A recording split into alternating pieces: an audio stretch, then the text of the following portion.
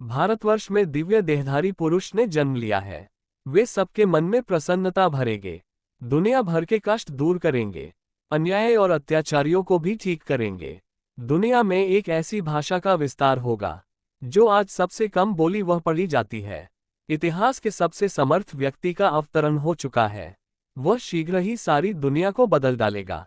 उसकी ज्ञान क्रांति उठेगी और आंधी तूफान की तरह सारे विश्व में छा जाएगी। एक ओर इस तरह संघर्ष हो रहे होंगे और दूसरी ओर एक बिल्कुल नई धार्मिक क्रांति उठ खड़ी होगी जो ईश्वर और आत्मा के नए नए रहस्य प्रकट करेगी। विज्ञान इसकी पुष्टि करेगा। फलस्वरूप नास्तिकता और वामपंथ नष्ट होता चला जाएगा और उसके स्थान पर लोगों में श्रद्धा, आस्तिकता, न्याय नीति, अनुशासन और कर्तव्यपरायणता के भाव उगते हुए चले आएंगे। ये परिवर्तन ही विश्व शांति के आधार बन सकते हैं। इस प्रकार परिवर्तन की आवाज कहां से उठेगी और कौन उसका संचालन करेगा? यह आध्यात्मिक क्रांति भारतवर्ष से ही उठेगी। वो व्यक्ति सन 1962 ईस्वी से पूर्व जन्म ले चुका है। संसार को नया प्रकाश देने वाली शक्ति जन्म ले चुकी है। इस बार फिर धार्मिक क्रांति और संसार को नया दृष्टिकोण देने का श्रेय भारतवर्ष को मिलेगा, सर्वसम्मति से। परमात्मा अवतारी का सबसे बड़ा कार्य है। आज की दुनिया में शिक्षित बहुत है, उनके घमंड का कोई ठिकाना नहीं है। अपने स्वार्थों में डूबे ये तथाकथित शिक्षित न तो धर्म को मानते हैं, न सदाचार को। आत्मा, परमात्मा, परलोक, पुनर्जन्म आदि को वे मूर्खतापूर्ण प्रलाप कहते हैं। कल की भगवान अपने ज्ञान की तलवार से उनका सिर काटते हैं, अर्थात धर्म तत्व का ऐसा वैज्ञानिक स्वरूप प्रस्तुत करते हैं कि हर व्यक्ति अपने जीवन को पलटते और बदलते जाते हैं। इस ज्ञान यज्ञ में प्रबुद्ध आत्माओं द्वारा युद्ध स्तर की तत्परता दिखाई देती है और इस तरह घर घर फैले भौतिकवादी बुद्धि को परास्त कर आत्मतत्वम का निरूपण करते हुए वे धर्मतत्वम का नूतन प्रतिरोपण करेंगे। भारतवर्ष का भौतिक स्तर उठेगा, कुविचारों का समूलोच्छेदन करने वाली शक्ति उदित होगी। यह एक छोटी सी संस्था के रूप में जन्म लेगी पर शीघ्र ही सारे विश्व में विचार क्रांति उत्पन्न करेगी। 20वीं शताब्दी के उत्तरार्ध में विज्ञान का विकास इतना अधिक हो जाएगा कि अधिकांश सारी दुनिया नास्तिक हो जाएगी। सामाजिक आचार विचार भूलुंठित हो जाएंगे। चरित्र नाम की कोई वस्तु नहीं रह जाएगी। फैशन की धूम मचेगी। घरों में लोग नाम मात्र के रहने वाले रह जाएंगे। अधिकांश लोग इधर उधर घूमने और गलियों में भोजन करने वाले हो जाएंगे। इन परिस्थितियों में अपनी तरह का एक विश्व विख्यात व्यक्ति किसी महान धर्मनिष्ठ पूर्वी देश में जन्म लेगा। यह व्यक्ति अकेला ही अपने छोटे छोटे सहयोगियों के द्वारा सारे संसार में तहलका मचा देगा। यह ऐतिहासिक महापुरुष एक ऐसे महासंघर्ष को जन्म देगा कि घर घर, नगर नगर में अंतर्द्वंद छिड़ जाएगा। इस क्रांति का समय 20वीं शताब्दी के अंत 21वीं शताब्दी के प्रारंभ का है। उसके बाद संसार में सर्वत्र मानवता का आधिपत्य होगा। लोग आसुरी वृत्तियों का परित्याग कर देंगे और संसार स्वर्ग तुल्य सुखमय बन जाएगा। दुनिया को तबाही से बचाने वाला एक संत भारत में जन्मा है। लोग उस संत का कहना मान लेंगे तो ये दुनिया बच भी सकती है। अगर समय रहते लोग उस संत का कहना मान गए तो अवश्य बच जाएंगे।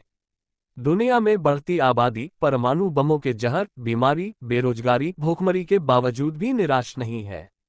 जॉन होंग नाम के व्यक्ति हाल ही में उस अद्भुत व्यक्तित्व वाले सत्पुरुष को खोजने मिलने के लिए भारत आए थे।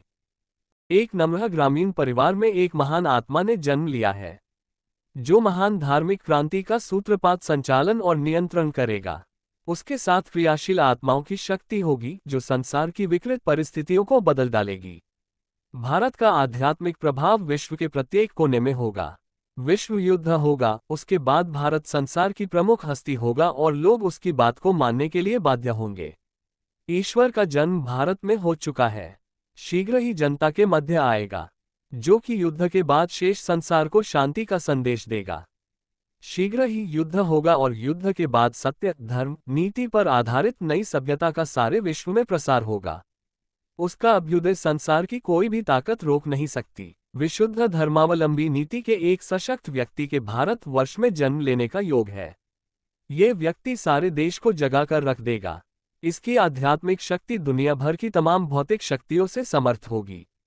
बृहस्पति का योग होने के कारण ज्ञान क्रांति की संभावना है जिसका असर सारी दुनिया में पड़े बिना रहेगा नहीं।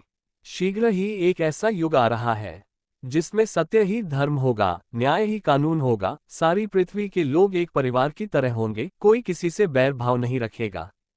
सब ओर सुख और शांति बरसेगी, पर इससे पहले भयंकर युद्ध, अकाल और प्राकृतिक प्रकोप इतने सघन होंगे कि संसार की आबादी का बड़ा भाग नष्ट भ्रष्ट हो जाएगा। नए जगत की शुरुआत बहुत थोड़े लोग करेंगे। परमात्मा तो सर्वव्यापी सत्ता है, तत्वरूप है, वह अवतार कैसे ले सकता है? हर व्यक्ति में एक अचेतन तत्व काम करता है। उसे सांसारिक कार्यकलाप के लिए मन भी मिला है। अचेतन मन, अतीन्द्रिय जगत का अधिष्ठाता, प्रत्यक्ष जगत का कारण है। मन से ही योजनाएं बनती और फिर क्रियान्वित होती है।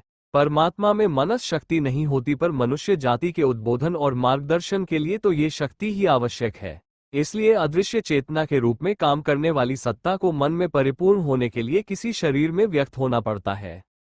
शरीर में होने पर भी उसकी, परमात्मा की, शरीर में कोई आसक्ति नहीं होती, अर्थात काम, क्रोध, लोभ, मोह आदि मनोविकार उसका कुछ नहीं कर पाते।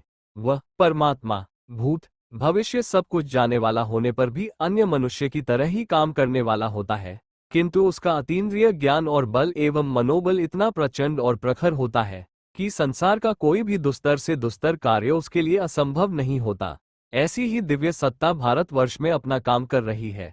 बहुत शीघ्र ही लोग उसे पहचानेंगे।